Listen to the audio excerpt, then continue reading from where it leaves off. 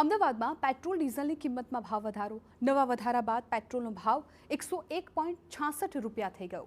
વધારા બાદ ડીઝલનો ભાવ 97.78 રૂપિયા થયો. ગુજરાતમાં સરકારી કંપનીઓના પંપ પર પેટ્રોલ 100 ને પાર થયું છે. છેલ્લા 10 દિવસમાં પેટ્રોલના ભાવમાં 7.22 રૂપિયાનો ભાવ વધારો થયો. ડીઝલના ભાવમાં છેલ્લા 10 દિવસમાં 7.67 રૂપિયાનો વધારો થયો. લાંબા સમય બાદ 15 મેએ પ્રથમવાર ભાવ વધારો કરાયો હતો.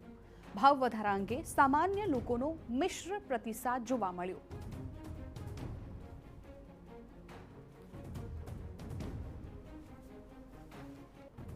આમ પબ્લિકને મધ્યમ વર્ગને બહુ તકલીફ પડશે. ભાવ વધારો છે.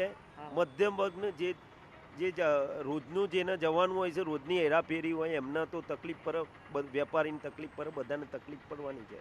ડીઝલ પેટ્રોલની કંઈક સરકાર કંઈક એના માટે કંઈક વિચારે.